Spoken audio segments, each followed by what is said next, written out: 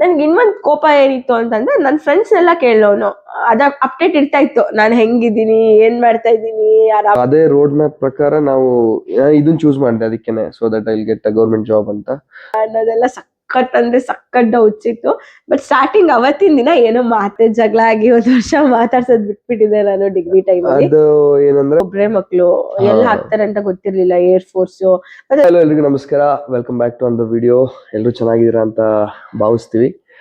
And ಇವತ್ತು video ಮಾಡಕ್ ಹೋಗ್ತಿರೋ ವಿಚಾರ ಏನಂದ್ರೆ ನಮ್ಮ ಒಂದು ಲವ್ ಸ್ಟೋರಿ, ನಮ್ಮ 10 years ಆಫ್ ಲವ್ ಜರ್ನಿ, ಆಮೇಲೆ 2 years ಆಫ್ ಮ್ಯಾರೇಜ್ ಲೈಫ್ ಯಾವ ತರ ಇದೆ, ಯಾವ ತರ ಇತ್ತು ಮುಂಚೆ, ಅದ್ರ ಬಗ್ಗೆ ಹಂಚ್ಕೊಳ್ಳೋಣ ಅಂತ.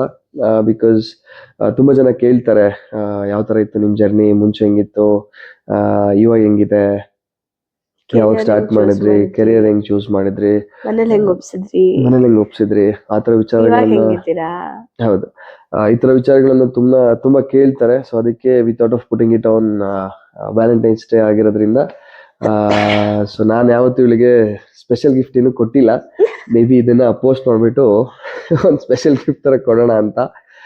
ಅಂಡ್ ಇದನ್ನ ಪಾಡ್ಕಾಸ್ಟ್ ತರ ಮಾಡೋಣ ಅಂತ ಅನ್ಕೊಂಡೆ HSR ಲೇಔಟ್ ಅಲ್ಲಿ. But somehow it was not possible within a short span of time. But okay, it's time to welcome ನಮ್ಮ ವೈಫ್ನ.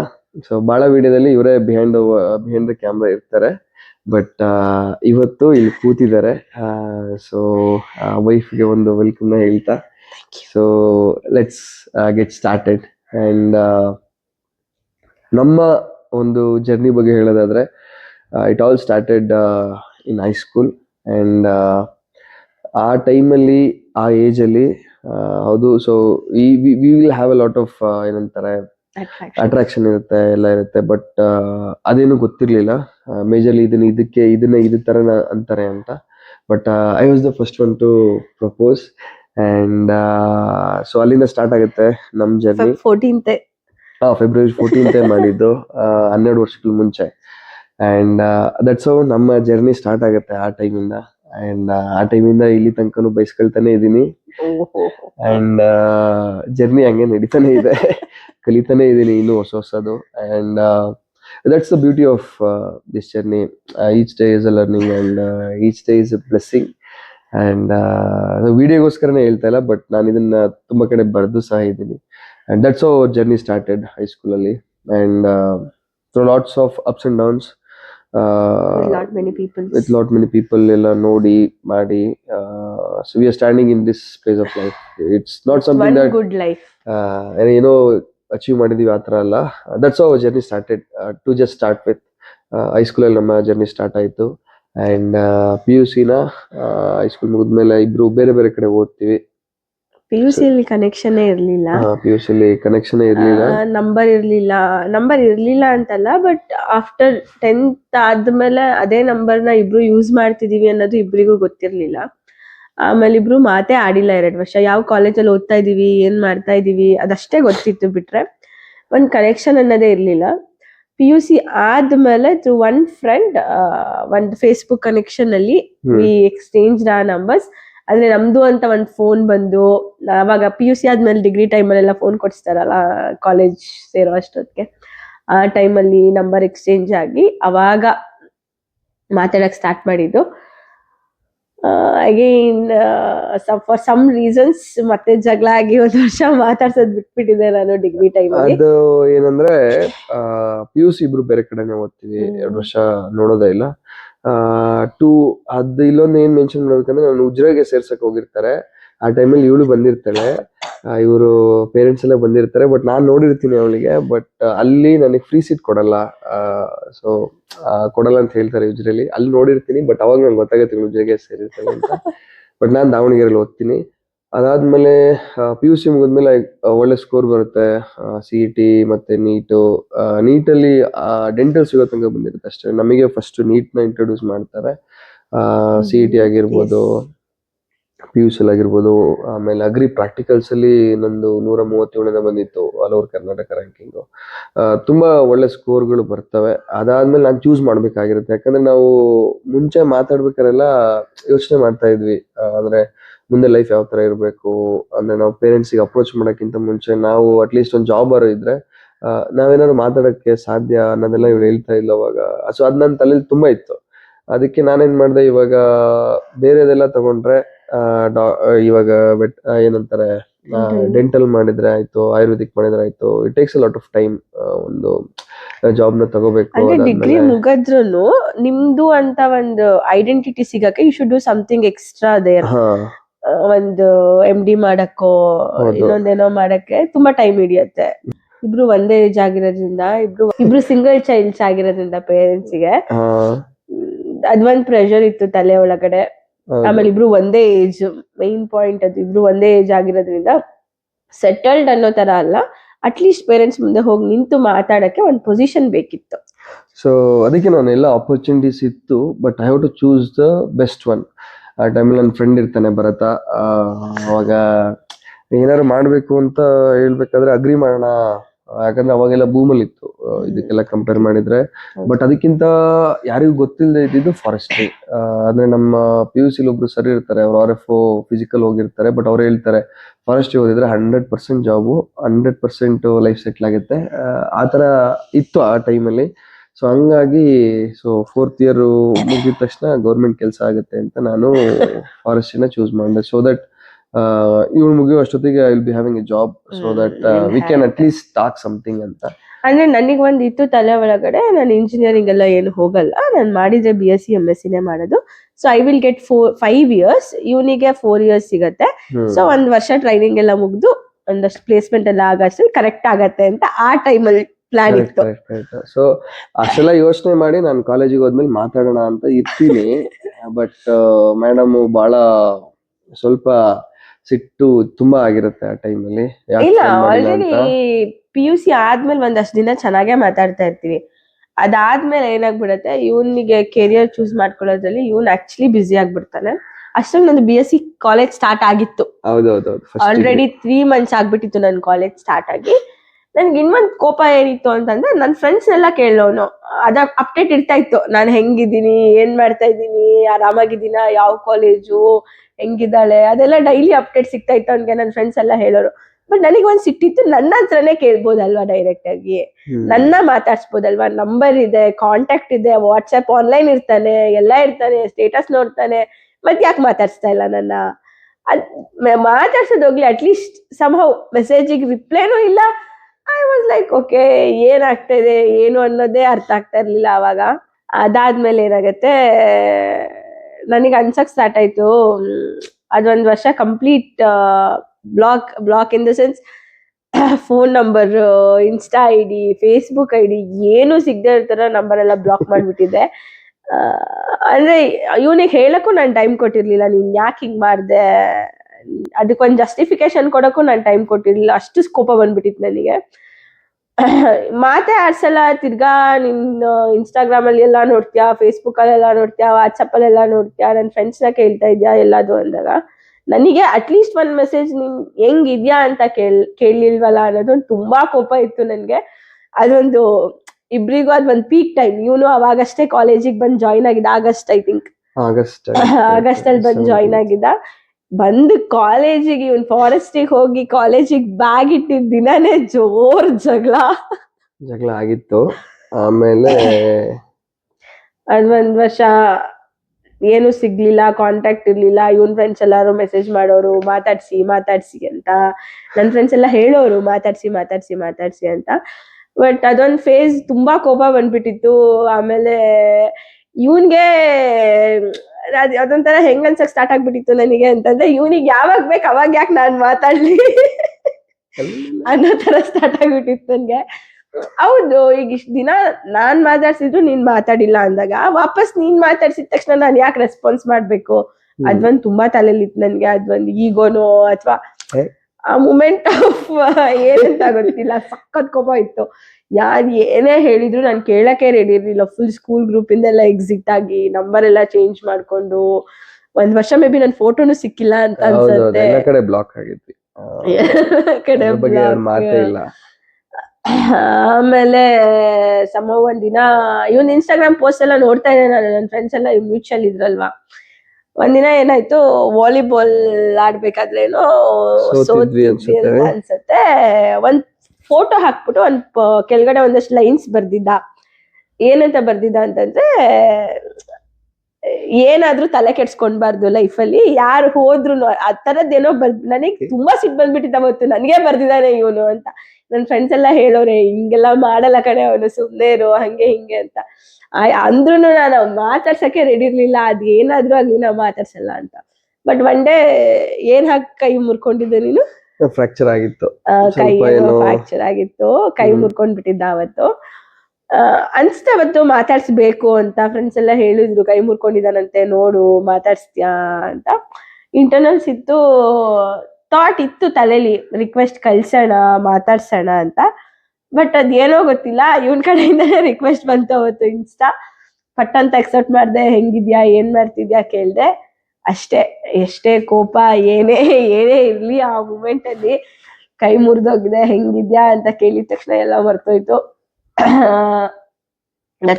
ಆಮೇಲೆ ಏನೇನಾಯ್ತು, ಯಾಕಾಯ್ತು, ನಾನ್ ಯಾಕೆ ಹಿಂಗ್ ಮಾಡ್ದೆ ಎಲ್ಲ ಹೇಳ್ದ. ಕ್ಲಾರಿಟಿ ತಗೊಂಡ್ವಿ. ಸೊ ಅಲ್ಲಿ ಎಲ್ಲ ಸಾರ್ಟ್ ಆಯ್ತು. ಸೊ ಏನೇನಾಗಿತ್ತು, ಯಾಕಾಯ್ತು ಎಲ್ಲ ಎಕ್ಸ್ಪ್ಲೇನ್ ಮಾಡಿದೆ. ಸೊ ಇಟ್ ವಾಸ್ ಏನಂತಾರೆ, ಕೋಪ ಕಡಿಮೆ ಮಾಡೋ ಒಂದು ಟೈಮು. ಅಂದ್ರೆ ಅದಕ್ಕೆಲ್ಲ ಎಕ್ಸ್ಪ್ಲನೇಷನ್ ಮ್ಯಾಟರ್ ಆಗುತ್ತಲ್ವಾ. ಅದು ಹೌದು. ಆಮೇಲೆ ಇನ್ನೊಂದ್ ತಲೆಯಲ್ಲಿ ಏನಿತ್ತು ನನಗೆ ಅಂತಂದ್ರೆ, ಡಿಗ್ರಿಯಲ್ಲಿ ಅದೊಂಥರ PUC ಸ್ಟ್ರಿಕ್ಟ್ ಲೈಫ್ ಅಲ್ವಾ. ಡಿಗ್ರಿ ಬಂದ್ ನೋಡಿದ ತಕ್ಷಣ ಅದೊಂಥರ ಫ್ರೀ ಬರ್ಡ್ಸ್ ಲೈಫ್ ನೋಡ್ದಂಗ ಆಗ್ಬಿಟ್ಟಿತ್ತು ನನ್ಗೆ. ಅಂದ್ರೆ ಈ ಬಾಯ್ಸ್ ಇವರೆಲ್ಲ ಅವಾಗಿನ ಟೈಮಲ್ಲಿ ಪಬ್ಗೆ ಹೋಗೋದು, ಡ್ರಿಂಕ್ಸ್ ಮಾಡೋದು, ಎಂಜಾಯ್ ಮಾಡೋದು, ಇದೆಲ್ಲ ಕಾಮನ್. ಐ ವಾಸ್ ಲೈಕ್, ಎಲ್ಲಾದ್ರೂ ಕಲ್ತ್ಬಿಟ್ಟಿದಾನ ಇವನು. ತುಂಬಾ ಕ್ವಶನ್ಸ್ ಇತ್ತು. ಏನಪ್ಪ ಮಾಡೋದು, ಏನಾದ್ರು ಕುಡಿಯೋದ್ ಕಲ್ತಿದಾನ, ಏನಾದ್ರು ಹ್ಯಾಬಿಟ್ಸ್ ಇದ್ಯಾ ಅನ್ನೋದೆಲ್ಲ ಸಖತ್ ಅಂದ್ರೆ ಸಖತ್ ಡೌಟ್ಸ್ ಇತ್ತು. ಬಟ್ ಸ್ಟಾರ್ಟಿಂಗ್ ಅವತ್ತಿನ ದಿನ ಏನೋ ಮಾತಾಡ್ಲಿಲ್ಲ, ಜಸ್ಟ್ ಸಾರಿ ಕೇಳ್ಕೊಂಡು, ಯಾಕೆ ಹಿಂಗಾಯ್ತು, ಏನಾಯ್ತು ಅಂತೆಲ್ಲ ಕೇಳ್ಕೊಂಡು ಅವತ್ ಸಾರ್ಟ್ ಔಟ್ ಮಾಡ್ಕೊಂಡ್ವಿ. ಮೇ ಬಿ ಅದಾಗ ಒಂದ್ ವಾರ ಆದ್ಮೇಲೆ ಬಂದೆ ಅನ್ಸುತ್ತಲ್ಲ ನೀನ್ ಮೈಸೂರಿಗೆ, ಏನೋ ಎಕ್ಸಾಮ್ ಅಟೆಂಡ್ ಮಾಡಕ್ಕೆ. ಮೇ ಬಿ ಯಾವ್ದೋ ಒಂದು ಎಕ್ಸಾಮ್ ಕಟ್ಟಿದ್ದ 10th ಬೇಸಿಸ್ ಮೇಲೆ. ಆ ಎಕ್ಸಾಮ್ ಬರೆಯಕ್ಕೆ ಮೈಸೂರಿಗೆ ಹೋದಾಗ ಆಫ್ಟರ್ 3 years ನೋಡಿದ್ದು. PUC ಆದ್ಮೇಲೆ 10th ಆದ್ಮೇಲೆ PUC ಆದ್ಮೇಲೆ ಡಿಗ್ರಿಗೆ ಫಸ್ಟ್ ಟೈಮ್ ನೋಡಿದ್ದು ಅಲ್ಲೇನೆ. ಅಲ್ಲಿಗೆ ಹೋಗಿ ಮೈಸೂರು ಬಸ್ ಸ್ಟ್ಯಾಂಡ್ ಅಲ್ಲಿ ಒಂದ್ ಮಸಾಲೆ ದೋಸೆ ತಿಂದಿದ್ವಿ. ಆಮೇಲೆ ಡೈರೆಕ್ಟ್ ಚಾಮುಂಡಿ ಬೆಟ್ಟಕ್ಕೆ ಹೋಗಿ. ತುಂಬಾ ಡೌಟ್ಸ್ ಇತ್ತು ತಲೆಯಲ್ಲಿ. ಮೇ ಬಿ ಅಷ್ಟೊತ್ತಿಗಾಗ್ಲೇ ನನ್ನ ಮೈಂಡಲ್ಲಿ ಕ್ಲಿಯರ್ ಮಾಡ್ಕೊಂಡ್ಬಿಟ್ಟಿದ್ದೆ ನಾನು, ಇಲ್ಲ ಲೈಫ್ ಪಾರ್ಟ್ನರ್ ಅಂತ ಚೂಸ್ ಮಾಡಿದ್ರೆ I should be very serious. ಇವಾಗ ಸುಮ್ನೆ ಆಟ ಆಡಕ್ ಆಗಲ್ಲ. ಬಿಕಾಸ್ ಡಿಗ್ರಿ ತನಕ ಎಲ್ಲ ಆಟಾಡ್ಸ್ಕೊಂಡು ಇನ್ ದ ಸೆನ್ಸ್ ಲವ್ ಮಾಡ್ತೀವಿ ಅಂತ ಅನ್ಕೊಂಡು, ಮದ್ವೆ ವಿಷಯ ಅಂತ ಬಂದಾಗ ಬಿಟ್ಟು ಹೋಗಕ್ ನಿಜವಾಗ್ಲೂ ಇಷ್ಟ ಇರ್ಲಿಲ್ಲ. ಯಾಕಂದ್ರೆ ಆ ವರ್ಷದಲ್ಲಿ ಸುಮಾರು ಜನನ ನೋಡ್ಬಿಟ್ಟಿದ್ದೆ ನಾನು. ಎಲ್ಲಾ ಬಾಯ್ಸ್ ಲೈಕ್ ಅದೊಂಥರ ಫೇಸ್. ಹೆಂಗೆ ಅಂತಂದ್ರೆ, PUC ಇಂದ ಬಂದಾಗ ಗೊತ್ತಲ್ವಾ, ನಮ್ದು ಇನ್ನು ಸ್ಟೂಡೆಂಟ್ ಮೈಂಡ್ ಸೆಟ್ ಇರುತ್ತೆ. ಡಿಗ್ರಿಗೆ ಬಂದಾಗ ಅದೊಂಥರ ಎಕ್ಸ್ಪೀರಿಯನ್ಸು, ಅದೊಂಥರ ಹೆಂಗೆ ಅಂದ್ರೆ, ಅಯ್ಯೋ ಹಿಂಗೂ ಇರುತ್ತಾ ಅನ್ನೋ ತರ ಸ್ಟಾರ್ಟ್ ಆಗ್ಬಿಟ್ಟಿತ್ತು ಅವಾಗ. ಯಾಕಂದ್ರೆ ಅಷ್ಟು ಕನ್ಫ್ಯೂಷನ್ಸ್ ಇತ್ತು ನನ್ಗೆ. ಆಮೇಲೆ ಮಧ್ಯದಲ್ಲಿ ಸುಮಾರು ಜನ ಫ್ರೆಂಡ್ಸು ಎಲ್ಲ ಪಾಸಿಟಿವ್ ಮಾತಾಡೋರು, ನೆಗೆಟಿವ್ ಮಾತಾಡೋರು. ಸಣ್ಣದೊಂದು ವಿರಾಮ. ಸಾರಿ. ಓಕೆ.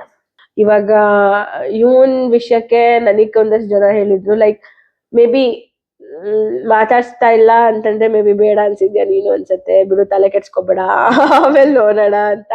ಹಾಗೆ ನನ್ ಬಗ್ಗೆನೂ ಹೇಳಿದ್ರು ಅನ್ಸುತ್ತೆ. ಇಲ್ಲ, ನಂಗೆ ಯಾರು ಹಂಗೆ ಹೇಳಿರ್ಲಿಲ್ಲ. ಬಟ್ ನಂಗೆಲ್ಲ ಬಯೋರ್ ಆಯ್ತಾ, ಇವ್ ನಮ್ ಸ್ಕೂಲ್ ಫ್ರೆಂಡ್ಸ್ ಎಲ್ಲ ಬಯೋರ್ ನನ್ಗೆ, ಯಾಕೆ ಹಿಂಗ್ ಮಾಡ್ತಾ ಇದ್ಯಾ ನೀನು ಆ ಹುಡ್ಗನ್ಗೆ, ಹಂಗೆ ಹಿಂಗೆ ಅಂತೆಲ್ಲ. ನಾನ್ ಯಾಕೆ ಹಿಂಗ್ ಆಗಿದ್ದೀನಿ ಅಂತ ಯಾರು ಕೇಳ್ತಾ ಇರ್ಲಿಲ್ಲ ನನ್ಗೆ. ನೀನ್ ಯಾಕೆ ಹಿಂಗ್ ಮಾಡ್ತಾ ಇದ್ಯಾ ಅನ್ನೋದಷ್ಟೇ ಹೇಳೋರು ನನ್ಗೆ. ಅದೊಂದಷ್ಟು ಕ್ವೆಶನ್ಸ್ ಒಂದಷ್ಟು ಜನನೆಲ್ಲ ನೋಡಿ, ಇಲ್ಲ ಲೈಫ್ ಹಿಂಗ್ ಅನ್ಕೊಂಡಿರೋ ತರ ಮುಂದೆ ಹಿಂಗ್ ಇರ್ಬೇಕಂದ್ರೆ ಆಕ್ಚುಲಿ ಇವಾಗಿಂದಾನೇ ಪ್ಲಾನ್ ಮಾಡ್ಬೇಕು ಲೈಫಿಗೆ ಅನ್ನೋದು ತುಂಬಾ ಇತ್ತು.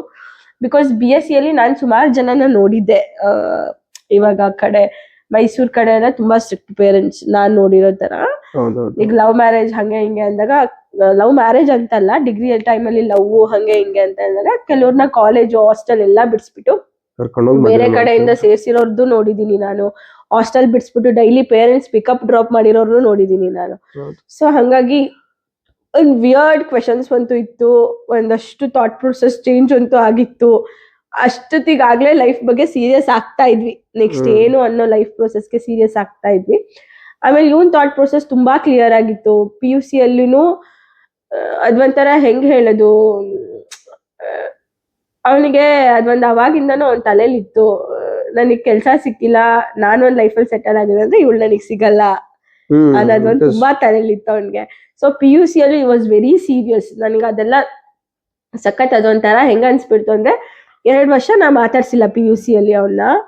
ಸ್ಟಿಲ್ PUC ಅಲ್ಲಿ ಒಂದ್ ಒಳ್ಳೆ ಸ್ಕೋರ್ ತಗೊಂಡು ಈ ಲೈಫ್ ಹಿಂಗೆ ಇರ್ಬೇಕು ನಮ್ದು, ನಾನ್ ಚೂಸ್ ಮಾಡಿದ್ರೆ ಹಿಂಗೆ ಚೂಸ್ ಮಾಡ್ಬೇಕು ಅಂತ ನಾನ್ ಮಾತಾಡ್ಸಿಲ್ಲ. ಮೇ ಬಿ PUC ಅಲ್ಲಿ ಏನಾದ್ರೂ ಆಗಿರ್ಬೋದಿತ್ತು ಆ ಟೈಮಲ್ಲಿ, ನನ್ನ ಲೈಫಲ್ಲಿ ಆದ್ರೂ ಸರಿ, ನಿನ್ ಲೈಫಲ್ಲಿ ಆದ್ರೂ ಸರಿ. ಬಟ್ ಆ ಟೈಮಲ್ಲೂ ಸೀರಿಯಸ್ ಆಗಿದ್ದು, ಡೈರಿ ಎಲ್ಲ ಬರ್ದಿದ್ದಾನೆ ಅವಾಗ್ಲೂ, ಏನ್ ಮಾಡ್ತಾ ಇದ್ದ, ಏನ್ ಕತೆ ಅಂತೆಲ್ಲ ಡೈರಿ ಎಲ್ಲ ಇನ್ನ ಇಟ್ಕೊಂಡಿದೀನಿ ನಾನು. ಸೊ ಅಷ್ಟು ಸೀರಿಯಸ್ ಆಗಿದ್ದು ನಾನೇ ಬೇಕನ್ನೋ ತರ ಇದ್ದಾಗ ಐ ಹ್ಯಾವ್ ದಟ್ ಕ್ವೆಶನ್, ಮಾತಾಡ್ಸೋಣ ಅನ್ನೋ ತರ. ಸೊ ಮಾತಾಡ್ಸಿದ್ವಿ, ಅಲ್ಲಿಂದ ಕಂಟಿನ್ಯೂ ಆಯ್ತು. ಚಾಮುಂಡಿ ಬೆಟ್ಟಕ್ಕೆ ಹೋಗಿ ಅಲ್ಲಿ ದೇವ್ರ ಮುಂದೆನೆ ಕೇಳಿದ್ದೆ ನಾನು, ನಿಜ ಹೇಳು ಏನು ಹ್ಯಾಬಿಟ್ಸ್ ಇಲ್ವಾ ನಿನ್ಗೆ, ಕಲ್ತಿಲ್ಲ ಅಲ್ವಾ ನೀನು, ಡ್ರಿಂಕ್ಸ್ ಮಾಡಲ್ಲ ಅಲ್ವಾ, ಸ್ಮೋಕ್ ಮಾಡಲ್ಲ ಅಲ್ವಾ ಅನ್ನೋ ತರದೆಲ್ಲ ಅದೊಂದಷ್ಟು ಕ್ವೆಶನ್ಸ್, ಡೌಟ್ಸ್ ಇತ್ತು. ಇವನು ಅವತ್ತೇ ಹೇಳಿದ್ದ, ಇಲ್ಲ ಕಣೆ ನಿಜವಾಗ್ಲೂ ಹಂಗೆಲ್ಲ ಏನು ಮಾಡ್ತಾ ಇಲ್ಲ, ಹಂಗೆಲ್ಲ ಏನಿಲ್ಲ ಅಂತ. ಪಾಪ ಫಸ್ಟ್ ಸೆಮ್ ಅಲ್ಲಿ CGPA ಕಡಿಮೆ ಆಗ್ಬಿಟ್ಟಿತ್ತು. ನಾನಿಂದ ಆಮೇಲೆ ಪಿಕಪ್ ಮಾಡಿದ್ವಿ. ಅದೇ ಆ ಟೈಮಿಂದ ಸೀರಿಯಸ್ ಆಯ್ತು ಲೈಫ್, ಏನ್ ಮಾಡ್ಬೇಕು, ಏನ್ ಮಾಡಿದ್ರೆ ಲೈಫ್ ಚೆನ್ನಾಗಿರತ್ತೆ ಅನ್ನೋ ತರ. ಬಿಕಾಸ್ ಅವಾಗಿನ ನಮ್ಗೆ ಫಾರೆಸ್ಟ್ರಿದು ಐಡಿಯಾ ಇರ್ಲಿಲ್ಲ, ಕಾಲ್ಫಾರ್ಮ್ ಆಗತ್ತೆ ಅಂತ. ಇನ್ನು ಅದೇ ಥಾಟ್ ಪ್ರೊಸೆಸ್ ಅಲ್ಲಿ ಇದ್ವಿ. ಯಾಕಂದ್ರೆ ನಾನು BSc ಮಾಡಾದ್ಮೇಲೆ MSc ಮಾಡ್ಬೇಕಂತ ಕ್ಲಿಯರ್ ಮೈಂಡ್ ಸೆಟ್ ಇದೆ. ಸೊ ದಟ್ ಅದು 5 years ಮುಗಿಯತ್ತೆ, 1 ವರ್ಷ ಗ್ಯಾಪ್ ಸಿಗುತ್ತೆ, ಅಷ್ಟಲ್ಲಿ ಒಂದು ಟ್ರೈನಿಂಗ್ ಮುಗಿಯತ್ತೆ, ಮನೇಲಿ ಮಾತಾಡಕ್ಕೂ ಒಂದ್ ಒಳ್ಳೆ ಪೊಸಿಷನ್ ಇರುತ್ತೆ ಅನ್ನೋ ತರ. But all of a sudden ಕಾಲ್ಫಾರ್ಮ್ ಆಗ್ಲಿಲ್ಲ. ಅದೇ ಅವಾಗ ಅಂದ್ರೆ ನಮ್ಮ ಹತ್ರ ಮುಂಚೆನೆ ಒಂದು ರೋಡ್ ಮ್ಯಾಪ್ ಇತ್ತು, ನಾವು ಮುಂಚೆ ಮಾತಾಡ್ಬೇಕಾದ್ರೆ. ಸೊ ಈ ತರ ಆಗಿದ್ದು ಓದಿ ಅದೋದು ನೆಕ್ಸ್ಟ್ ಏನ್ ಮಾಡ್ಬೋದು ಏನು ಅಂತ. ಬಟ್ ಅದೇ ರೋಡ್ ಮ್ಯಾಪ್ ಪ್ರಕಾರ ನಾವು ಇದನ್ನ ಚೂಸ್ ಮಾಡಿದೆ ಅದಕ್ಕೇನೆ, so that I will get a government job ಅಂತ. ಸೊ ಆ ಪ್ರಿಪರೇಷನ್ ಅಂದ್ರೆ ಓದಕ್ ಸ್ಟಾರ್ಟ್ ಮಾಡಿದ್ವಿ. ಸೊ ನೆಕ್ಸ್ಟ್ ಮಾತಾಡಿ ಎಲ್ಲ ಆದ್ಮೇಲೆ ಓಕೆ ಹೆಂಗ್ ಮಾಡೋಣ ಲೈಫಲ್ಲಿ, ಫಸ್ಟ್ ಒಂದು ಜಾಬ್ ತಗೊಳ್ಳೋಣ, ಟೈಮ್ ವೇಸ್ಟ್ ಮಾಡೋದು ಬೇಡ, ಒಳ್ಳೆ ನಾಲೆಡ್ಜ್ನ ತಿಳ್ಕೊಳ್ಳೋಣ ಆದಷ್ಟು ಅಂತೆಲ್ಲ ಸ್ಟಾರ್ಟ್ ಮಾಡಿದಾಗ ಫಸ್ಟ್ ಅಪರ್ಚುನಿಟಿ ಸಿಕ್ಕಿದ್ದು ಏರ್ಫೋರ್ಸ್ ರ್ಯಾಲಿಯಲ್ಲಿ ಪಾರ್ಟಿಸಿಪೇಟ್ ಮಾಡೋದು. ಶಿವಮೊಗ್ಗದಲ್ಲಿ ನಡೆಯುತ್ತೆ, ಆಲ್ ಓವರ್ ಇಂಡಿಯಾದ್ದು. ಸೊ ಅಲ್ಲಿ ನಾವು ನಮ್ಮ ಫ್ರೆಂಡ್ಸ್ ಡಿಗ್ರಿ ಮೇಟ್ಸ್ ಎಲ್ಲ ಹೋಗಿರ್ತೀವಿ. ಆಮೇಲೆ ಅದರಲ್ಲಿ ಇಬ್ರು ಕ್ಲಿಯರ್ ಮಾಡ್ತೀವಿ. ನನ್ನ ಫ್ರೆಂಡ್ ಹೋಗ್ತಾನೆ ಅದಕ್ಕೆ, ಬಿಕಾಸ್ ಆ ಟೈಮಲ್ಲಿ ಕೋವಿಡ್ ಇರುತ್ತೆ, ಮುಂದೆ ಏನಾಗುತ್ತೆ ಅಂತ ಕ್ಲಾರಿಟಿ ಇರಲ್ಲ ಏನಾಗುತ್ತೆ ಅಂತ. ಆ ಟೈಮಲ್ಲಿ ನನ್ನ ಫ್ರೆಂಡ್ ಹೋಗ್ತಾನೆ, ಈ ಜಾಯಿನ್ಡ್ ಏರ್ಫೋರ್ಸ್. ಇವಾಗ್ಲೂ currently is working at air force. But ನಾನು ಚೂಸ್ ಮಾಡಲ್ಲ, ಬಿಕಾಸ್ ನನಗೆ ಫಾರೆಸ್ಟ್ರಿಲೇ ಓದಿ ಕಂಪ್ಲೀಟ್ ಮಾಡಿ ಇದ್ರಲ್ಲಿ ಏನಾದ್ರು ಮಾಡ್ಬೇಕಂತ ತುಂಬಾ ಆಸೆ ಇರುತ್ತೆ. ಬಟ್ ಅವಾಗಿನ ಕ್ಲಾರಿಟಿ ಇರ್ಲಿಲ್ಲ, ಕಾಲ್ಫಾರ್ಮ್ ಆಗಲ್ಲ ಅಂತ ಗೊತ್ತಿರ್ಲಿಲ್ಲ. ಮಿಡಲ್ ಅಲ್ಲಿ ಇದ್ವಿ, ಡಿಗ್ರಿ ಮಿಡಲ್ ಅಲ್ಲಿ ಇದ್ವಿ. ಸೊ ಅದೇ ಆಗತ್ತೆ, ಹೆಂಗಿದ್ರು ಡಿಗ್ರಿ ಮುಗಿಸೋಣ, ಒಂದ್ ಡಿಗ್ರಿ ಇರ್ಲಿ ಫಸ್ಟ್, ಆ ತರ ಯೋಚನೆ ಮಾಡಿ ಆ ಡಿಸಿಷನ್ ತಗೊಂಡಿದ್ದಾಯ್ತು. ಅದಾದ್ಮೇಲೆ ಆಮೇಲೆ ಮೈನ್ ರೀಸನ್ ಅಂದ್ರೆ ಇಬ್ರು ಒಬ್ರೇ ಮಕ್ಳು, ಎಲ್ಲಿ ಹಾಕ್ತಾರೆ ಅಂತ ಗೊತ್ತಿರ್ಲಿಲ್ಲ ಏರ್ಫೋರ್ಸ್, ಮತ್ತೆ ಜಾಬ್ ಹೆಂಗಿರತ್ತೆ ಅಂತ ಗೊತ್ತಿರಲಿಲ್ಲ. ಸೊ ಬಿಟ್ಟಿರಕ್ಕೆ ಆಗಕ್ ಚಾನ್ಸೇ ಇಲ್ಲ. So since we are single kids, ನಾವು ನಮ್ಮ ಅವೈಲಬಿಲಿಟಿ ತುಂಬಾ ಮತ್ತೆ ನಮ್ಮ ರೆಸ್ಪಾನ್ಸಿಬಿಲಿಟಿ ತುಂಬಾ ಇರುತ್ತೆ ಅಂತ ನಾವು we always kept our parents family first.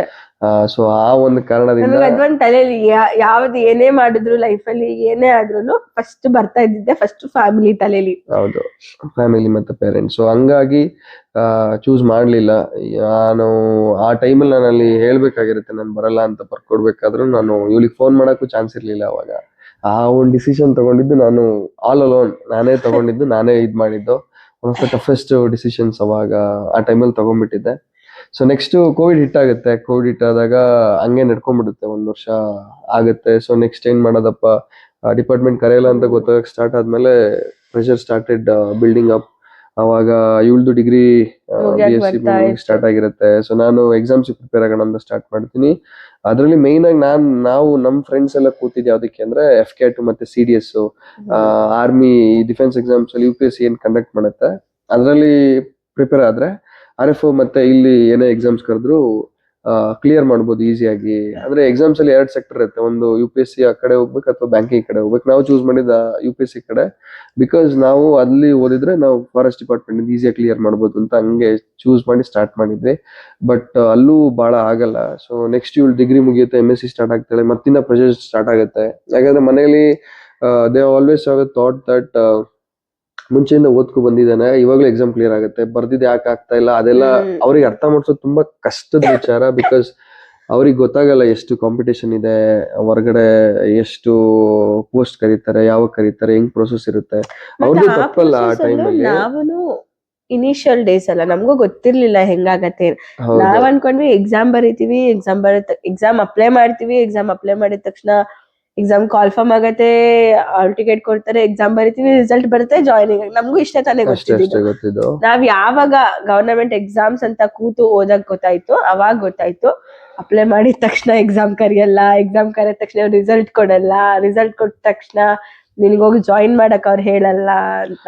ತುಂಬಾ ಲಾಂಗ್ ಪ್ರೊಸೆಸ್ ಎಲ್ಲ ಅರ್ಥ ಸ್ಟಾರ್ಟ್ ಆಯ್ತು ಆ ಟೈಮಲ್ಲಿ. ಆಮೇಲೆ ಅದಕ್ಕೇನೆ ಇವಳು MSc ನ ಓದಕ್ ಸ್ಟಾರ್ಟ್ ಆಗಿರುತ್ತೆ. ಸೊ ನೆಕ್ಸ್ಟ್ ನಾನೇನ್ ಮಾಡ್ತೀನಿ, ಧಾರವಾಡಕ್ಕೆ ಹೋಗಿ ಓದ್ಬೇಕಂತ ನಮ್ಮ ಫ್ರೆಂಡ್ಸ್ ಎಲ್ಲ ಇದ್ ಮಾಡ್ಕೊಳ್ತೀವಿ, ಮನೆ ಎಲ್ಲ ಮಾಡಿ ಅಲ್ಲಿ ಓದಕ್ ಸ್ಟಾರ್ಟ್ ಮಾಡ್ತೀವಿ. ಐ ಸ್ಪೆಂಟ್ ಅರೌಂಡ್ 3-4 months ಅನ್ಸುತ್ತೆ ಅಲ್ಲಿ ಬ್ಯಾಂಕಿಂಗ್ ಎಕ್ಸಾಮ್ಸ್ಗೆ. ಅದಕ್ಕೆ ಕುತ್ಕೊಂಡು ಓದೋಣ ಅಂತ ಅದಕ್ಕೆ ಸ್ಟಾರ್ಟ್ ಮಾಡ್ತೀನಿ. ಆ ಟೈಮಲ್ಲಿ ಮಿನಿಸ್ಟ್ರಿ ಆಫ್ ಲೇಬರ್ ಮತ್ತೆ ಮಿನಿಸ್ಟ್ರಿ ಆಫ್ ಲೇಬರ್ ಏನ್ ಬರುತ್ತೆ ಎಂಪವರ್ಮೆಂಟ್ ಅಲ್ಲಿ ಒಂದು ಎಕ್ಸಾಮ್ ಬರೀತೀನಿ. ಬಟ್ 27th ರ್ಯಾಂಕ್ ಏನೋ ಬರುತ್ತೆ, ಬಟ್ ಕರ್ನಾಟಕಕ್ಕೆ ಇರೋದು 17 ಪೋಸ್ಟ್ ಅಷ್ಟೇ. ಅಲ್ಲಿ ಟೋಟಲಿ ಡಿವಾಸ್ಟೇಷನ್ ಆಗಿ ಈಗ ಹೇಳ್ತೀನಿ ನಾನು, ನನ್ನ ಕೈಲಿ ಆಗ್ತಾ ಇಲ್ಲ. ಅಂಡ್ ತುಂಬಾ ಜನ ವೈಲ್ಡ್ ಲೈಫ್ ಫೋಟೋಗ್ರಾಫರ್ಸ್ ನನಗೆ ಫ್ರೆಂಡ್ಸ್ ಇದ್ರು. ಆ ಟೈಮಲ್ಲಿ ಅವರಿಗೆಲ್ಲ ಕೇಳಿದಾಗ ಈ ತರ ಇದೆ, ನಾನು ಜಾಬ್ ತಗೊಳ್ಳೇಬೇಕು ಅಂದಾಗ IT ಟ್ರೈ ಮಾಡು ಅಂತ ಹಲವಾರು ಜನ ಹೇಳ್ತಾರೆ. ಆ ಟೈಮಲ್ಲಿ ತುಂಬಾ ಸಪೋರ್ಟ್ ಮಾಡಿದ್ದು ನನ್ನ ಸೀನಿಯರ್ಸು ಮತ್ತೆ ನನ್ನ ಫ್ರೆಂಡ್ಸು ತುಂಬಾ ಸಪೋರ್ಟ್ ಮಾಡ್ತಾರೆ.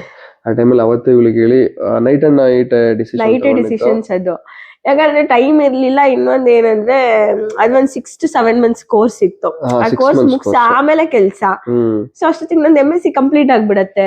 ಏನ್ ಮಾಡೋದು? ಈಗ ಮನೆಗ್ ಹೋದ್ರೆ ಆಬ್ವಿಯಸ್ಲಿ ಕೆಲ್ಸ ಆಗೋದ್ ಒಳಗಡೆನೆ ಮದ್ವೆ ಪ್ರಪೋಸಲ್ಸ್ ಅಂತ ಬಂದ್ಬಿಟ್ರೆ ಬಹಳ ಕಷ್ಟ ಆಗ್ಬಿಡುತ್ತೆ ಅಂತ. ಸೆಟಲ್ ಅಂತಲ್ಲ, ಅಟ್ಲೀಸ್ಟ್ ಕೈಯಲ್ಲಿ ಒಂದ್ ಜಾಬ್ ಇಲ್ದೆ ಹೆಂಗ್ ಹೇಳೋದು ಇಷ್ಟ ಪಡ್ತಾ ಇದೀನಿ ಅಂತ. ಇನ್ನ ಮಕ್ಳಾಟ ಅನ್ಕೊಂಡ್ಬಿಡಲ್ವಾ ಇವ್ರು? ನನಗ್ ಒಂದ್ ತುಂಬಾ ತಲೆಲಿತ್ತು, ಇವ್ನನ್ ತಗೊಂಡೋಗ್ ನಮ್ಮ ಅಪ್ಪ ಅಮ್ಮನ್ ಮುಂದೆ ನಿಲ್ಸ್ಬೇಕಾದ್ರೆ ಹಿಂಗ್ ಮಾಡಿದಾನೆ ಇವನು ಅಂತ ನಾನು ಹೇಳ್ಬೇಕು. ಕರೆಕ್ಟ್. ಸೊ ಅಷ್ಟೆಲ್ಲ ಮಾಡ್ಬೇಕು ಅಂತ ಯೋಚನೆ ಮಾಡಿ ನೈಟ್ ಅಂಡ್ ನೈಟ್ ನಾನು ಬೆಂಗಳೂರಿಗೆ ಬಂದೆ. ಅವಾಗ PUC ಫ್ರೆಂಡ್ ಇದ್ದ, ಅವನ ಮನೇಲೆ ಉಳ್ಕೊಂಡ್ಬಿಟ್ಟು ಒಂದು 2 hours ಬೆಳಿಗ್ಗೆ 4-5ಗೆ ಎದ್ದು 2 hours ಟ್ರಾವೆಲ್ ಮಾಡಿ 6 months ಇರೋ ಕೋರ್ಸ್ನ 3 months ಅಲ್ಲೇ ಮುಗಿಸ್ಕೊಳ್ತೀನಿ. ಆಮೇಲೆ ಇಂಟರ್ವ್ಯೂಸ್ ಕೊಡಕ್ ಸ್ಟಾರ್ಟ್ ಮಾಡ್ತೀನಿ. ಬೆಳಿಗ್ಗೆ 2 hours ಟ್ರಾವೆಲಿಂಗು, ಮಧ್ಯಾಹ್ನ 2 hours ಟ್ರಾವೆಲಿಂಗು. ಬೆಂಗಳೂರು ಅರ್ಥ ಆಗುತ್ತೆ ಅವಾಗ ಹಿಂಗೆ ಅಂತ. ತುಂಬಾ ಸ್ಯಾಕ್ರಿಫೈಸ್ ಆಗುತ್ತೆ. ಅದಾದ್ಮೇಲೆ ಇವನ್ ಹೆಂಗೆ ಅಂದ್ರೆ ಯಾವ ಕಾಲೇಜಲ್ಲಿ ಏನೇ ಎಕ್ಸಾಮ್ ಇದ್ರು ಬೆಳಗ್ಗೆ ಎದ್ದೋಳೋದೇ ಇಲ್ಲ, ನೈಟೇ ಎಲ್ಲಾ ಮುಗಿಸ್ಬೇಕು. ಬಟ್ ಇಲ್ಲಿ ಹೆಂಗ್ ಆಗ್ಬಿಡ್ತಂದ್ರೆ ನೀನ್ 4 ಗಂಟೆಗೆ ಬಸ್ ಹತ್ಬೇಕು, 8 ಗಂಟೆಗೆ ಕೋಚಿಂಗ್ ಸೆಂಟರ್ ಅಲ್ಲಿ ಇರ್ಬೇಕಂದ್ರೆ 7-7:30ಗೆ. ಬಟ್ ಅದೇ ಆ ಟೈಮಲ್ಲಿ ಆಗುತ್ತೆ. ಹಂಗೆಲ್ಲ ಕ್ಲಾಸಸ್ ಎಲ್ಲ ಮುಗಿಸ್ಕೊಳ್ತೀನಿ, ಅವ್ರಿಗೂ ಹೇಳ್ತೀನಿ ಬೇಗ ಮುಗಿಸ್ಬೇಕಂತ. ಅದಾದ್ಮೇಲೆ ನಾನು ಇಂಟರ್ವ್ಯೂಸ್ ಕೊಡಕ್ ಸ್ಟಾರ್ಟ್ ಮಾಡ್ತೀನಿ. ಬಿಕಾಸ್ ಅಲ್ಲಿ ಫಾರೆಸ್ಟ್ರಿ ಓದಿ IT-ಗೆ ಬರೋದು ತುಂಬಾ ಕಷ್ಟನೇ ಇರುತ್ತೆ. ಬಟ್ ತುಂಬಾ ಯೂಟ್ಯೂಬ್ ವಿಡಿಯೋಸ್ ಮತ್ತೆ ಪ್ಲೇ ಲಿಸ್ಟ್ ಎಲ್ಲ ತುಂಬಾ ಅವೈಲೇಬಲ್ ಇರುತ್ತೆ, ರಿಸೋರ್ಸಸ್. ಅಲ್ಲಿ ನೋಡಿದಾಗ ಓಕೆ ನಾನು ಇದು ಕಲಿಬಹುದು ಅಂತ ಕಾನ್ಫಿಡೆನ್ಸ್ ಬಿಲ್ಡ್ ಆಗಿ ಸ್ಟಾರ್ಟ್ ಆದಾಗ, ಆಮೇಲೆ ಸರ್ಟನ್ ಲೆವೆಲ್ ಕೋರ್ಸ್ ಫಿನಿಶ್ ಆದಾಗ ಫ್ರಂಟ್ ಎಂಡಿಗೆ ನಾನು ಇಂಟರ್ವ್ಯೂ ಕೊಡಕ್ ಸ್ಟಾರ್ಟ್ ಮಾಡ್ತೀನಿ. ಆಮೇಲೆ ತುಂಬಾ ಫೇಲ್ ಆಗ್ತೀನಿ. ಐ ನೋ ನಾನು ಫೇಲ್ ಆಗ್ತೀನಿ ಅಂತ, ಬಿಕಾಸ್ ನನಗೆ ಗೊತ್ತಾಗ್ಬೇಕಾಗಿತ್ತು ಯಾವ ತರ ಪ್ರೋಸೆಸ್ ಇರುತ್ತೆ ಅಂತ. ಇದು ಒಂದು ಹೊಸ ಫೀಲ್ಡ್, ಇಂಟರ್ವ್ಯೂ ಹೆಂಗಿರುತ್ತೆ ಏನು ಗೊತ್ತೇ ಇಲ್ಲ ಅಲ್ಲ. ಯಾಕಂತಾನೆ ಅಂದ್ರೆ I have to give interviews, because ಆ ಟೈಮಲ್ಲಿ ಬೂಮ್ ಇರುತ್ತೆ IT ತುಂಬಾ ಎಲ್ಲ. ಆಫ್ಟರ್ ಕೋವಿಡ್ ಇ-ಕಾಮರ್ಸ್ ತುಂಬಾ ಪ್ಲಾಟ್ಫಾರ್ಮ್ಸ್ ಗೆ ಬರ್ಲೇಬೇಕಾದ ನೆಸೆಸಿಟಿ ಇರುತ್ತೆ. ಸೊ ಅವಾಗ ನಾನು ಇಂಟರ್ವ್ಯೂಸ್ ಕೊಡಕ್ ಸ್ಟಾರ್ಟ್ ಮಾಡ್ಬಿಡ್ತೀನಿ. ಸೊ ನೆಕ್ಸ್ಟ್ ಒಂದು 10-12 ಇಂಟರ್ವ್ಯೂಸ್ ಬೇಕಂತಾನೆ ಹೋಗಿ ಫೇಲ್ ಸಹ ಆಗ್ತಾ ಇರ್ತೀನಿ. ಯಾಕಂದ್ರೆ ನಂಗೆ ಕ್ವಶನ್ಸ್ ಗೊತ್ತಾಗ್ತಾ ಇರುತ್ತೆ, ಯಾವ ತರ ಕೇಳ್ತಾರೆ, ರಿಪಿಟೇಟಿವ್ ಪ್ಯಾಟರ್ನ್ಸ್ ಯಾವ ತರ ಇರುತ್ತೆ, ಟ್ರೀಸ್, ಲಿಂಕ್ಡ್ ಲಿಸ್ಟ್, ಯಾವ್ದ್ರ ಮೇಲೆ ಕ್ವಶನ್ಸ್ ಬರುತ್ತೆ ಎಲ್ಲದನ್ನು ಕುತ್ಕೊಂಡು ಅನಲೈಸ್ ಮಾಡಿ ನೆಕ್ಸ್ಟ್ ಆಮೇಲೆ ಒಂದು 14 ಇಂಟರ್ವ್ಯೂಸ್ ಕಾಕಕ್ಕೆ ಸ್ಟಾರ್ಟ್ ಆಗುತ್ತೆ. ಅರೌಂಡ್ 25 days ರಿಸಲ್ಟ್ ಬಂದ್ ಒಂದು 25 days ಅಲ್ಲೆಲ್ಲ ಕೆಲಸ ಸಿಕ್ತು. ಅದು ಹೆಂಗೆ ನಾನು ಅಲ್ಲೇ ಕೆಲಸನೂ ಆಯ್ತು. ಆಮೇಲೆ ಆಕ್ಚುಲ್ ನನ್ನ ಕಡೆಯಿಂದ ಎಲ್ಲ ಓಕೆ ಇದೆ, ಏನು ಪ್ರಾಬ್ಲಮ್ ಇಲ್ಲ ಮನೆಯಲ್ಲ ಮಾತಾಡ್ತಾರೆ, ಇವ್ರು ಹಿಂಗೆ ಇಷ್ಟ ಪಡ್ತಾ ಇದ್ಲು. ಮುಂಚೆ ಗೊತ್ತಿತ್ತು, ಬಟ್ ಹಿಂಗ್ ಲವ್ ಮಾಡ್ತಾ ಇದ್ದಾಳೆ ಮಗಳು ಅಂತ ಗೊತ್ತಾದಾಗ್ಲೂನು ಶಾಪಿಂಗು, ಆಮೇಲೆ ಮಾತಾಡೋದು ಎಲ್ಲ ಫ್ಯಾಮಿಲೀಸ್ ಟಾಕಿಂಗ್ಸ್ ಇರ್ಬೋದು.